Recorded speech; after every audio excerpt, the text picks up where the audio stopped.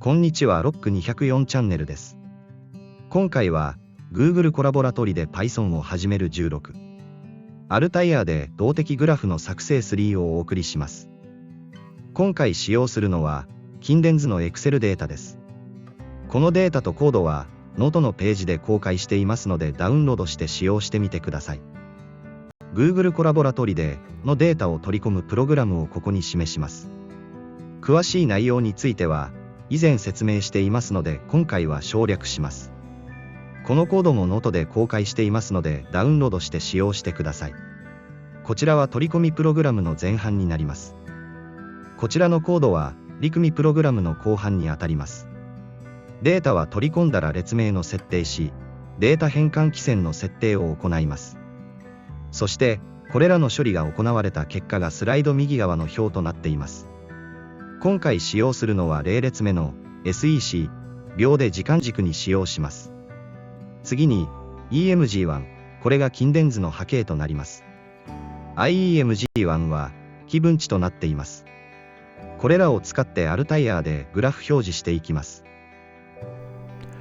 それではデータを取り込んでみましょう。最初に、こちらの方ですね、からQuickXLSX を、こちらの方にアップロードしておきます。アップロードするには、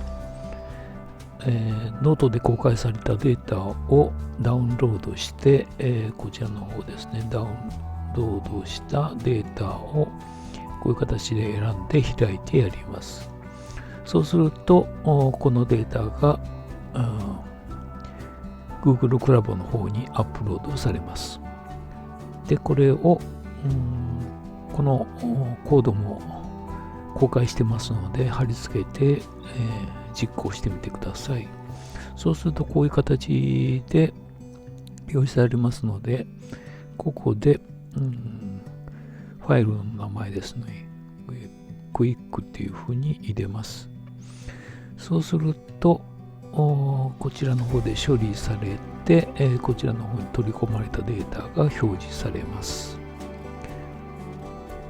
アルタイヤーで連続量データを使用するとき、表示するデータが5000行を超えるとエラーとなってきます。そこで、これを回避するには、入力レコードの条件を変更していきます。ここではデータの上限を1万に設定します。その方法が1の赤枠の中に書いてありますので、この部分を追加してください。max アンダーラインローの値を1万に設定します。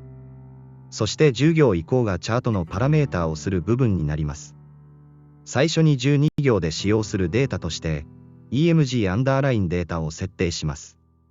13行では、グラフを折れ線とするため、マークアンダーラインラインを使用します。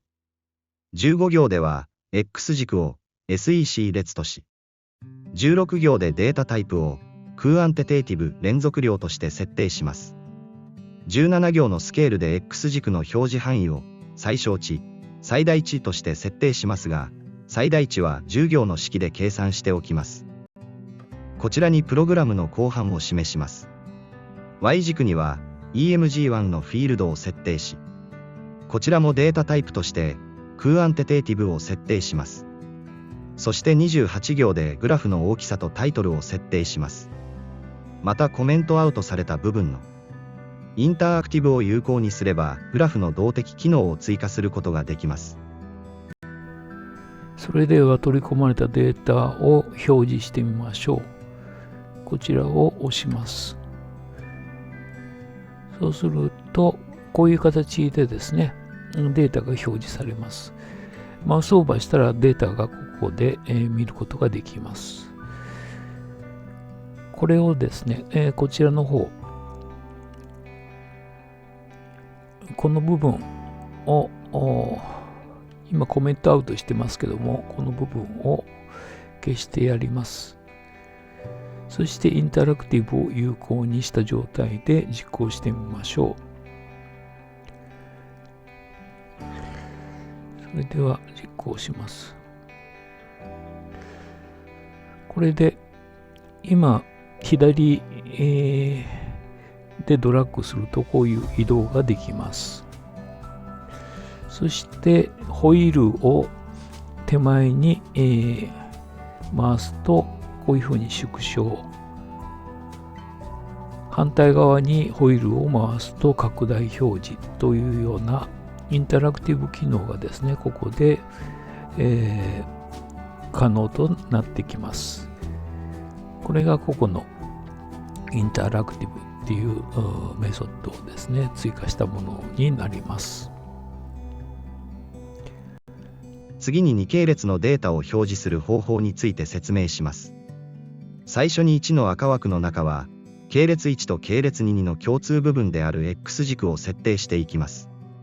X 軸に SEC の項目に設定し、タイトルとして SEC に設定します。そしてマウスオーバーした時の記述も8行から12行にかけて書いていきます。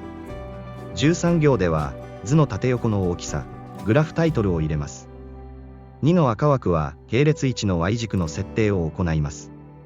15行では1のベースで設定した折れ線グラフの色をブルーとして追加します。16行では用いるデータを EMG1 として設定します。こちらが後半のコードとなります。20行から25行にかけて2系列目のライン2を設定します。表示色をレッドとして、Y 軸データは IEMG1 を用い、タイトルは IEMG1 レッドとします。2の赤枠は、系列1のライン1と系列2のライン2を重ね表示したものを、チャートとして定義しています。3の赤枠では、チャートをインタラクティブ表示する命令を追加しています。